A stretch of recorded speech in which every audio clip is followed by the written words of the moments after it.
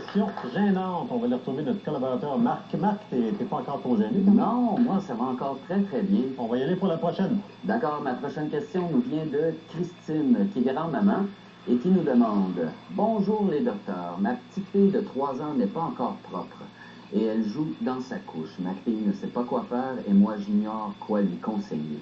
Est-ce normal? » Marc, on va essayer d'aider Christine en demandant des conseils, en fait, à la psychologue Noémie Gagnon-Osterval. Bonjour, Noémie. On découvre notre fille en train de jouer dans sa couche, on réagit comment comme parent? Mais premièrement, il ne faut pas s'alarmer parce que c'est un comportement qui est normal et qui est un comportement de curiosité. Qu'est-ce qu'on fait? C'est plutôt dire à sa fille qu'est-ce qu'on s'attend d'elle. Donc, lui dire on ne met pas les doigts dans la couche, on enlève ses mains de la couche. Alors, par exemple, enlève tes mains de la couche, quand la couche est pleine, on la change.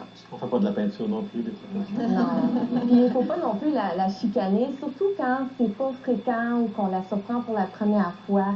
On ne veut pas infliger la honte ou lui dire « Ah, ça pue, c'est dégueulasse ». On veut plutôt lui dire ce qu'on s'attend d'elle, donc de ne pas jouer dans sa couche sans s'alarmer. Donc, c'est pas anormal que ça se produise. Non, ça dépend de l'âge. C'est un jeu pour l'enfant, là. C'est pas, ça n'a pas de connotation particulière. Mais un enfant peut le faire pour plusieurs raisons. La principale raison, c'est par curiosité.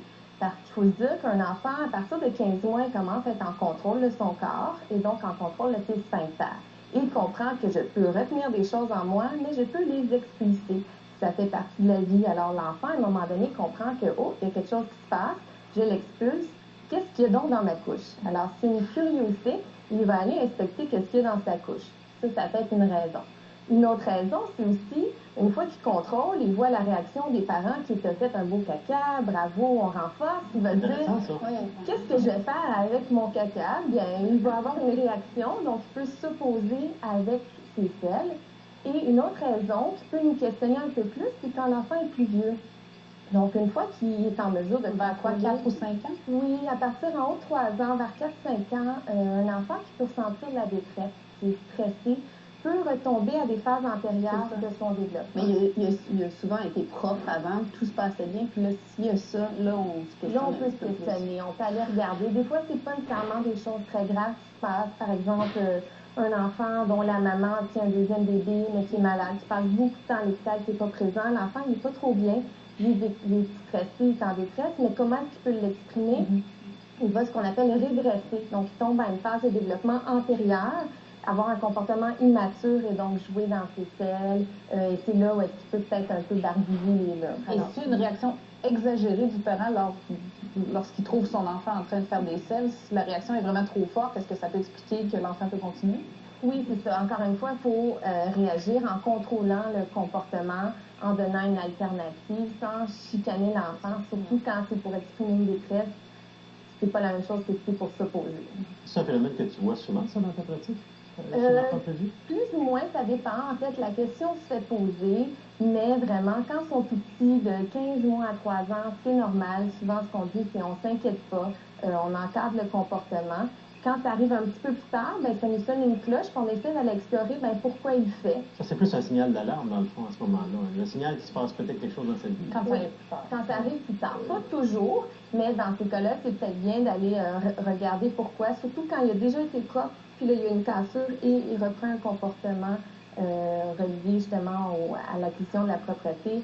On peut aller consulter quelqu'un pour aller regarder qu'est-ce qui se passe avec notre petit. Les bons trucs à donner, c'est donner une alternative. Parce que si on prend l'idée que l'enfant, bon, il a 2 ans, il va aller explorer c'est quoi, il est très intéressé par ses selles, bien, on veut qu'il explore une matière, mais qui est plus adéquate. La pâte à modeler. Exactement. Donc, on substitue les selles. On peut varier la couleur en plus. Bien, il y a les odeurs. Les odeurs aussi. Les odeurs aussi, qui sont intéressantes. Il y a la gouache aussi, faire de la peinture avec ses doigts.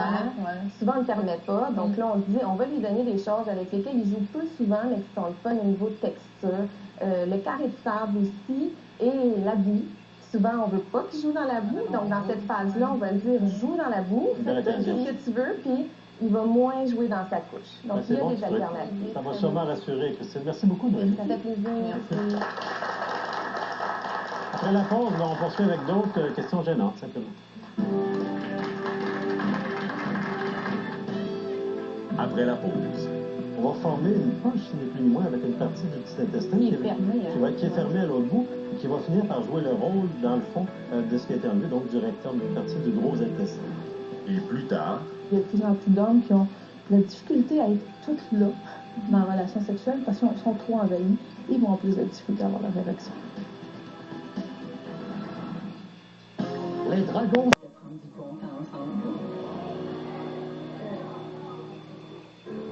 On parle beaucoup de la concurrence dans l'industrie du son philo.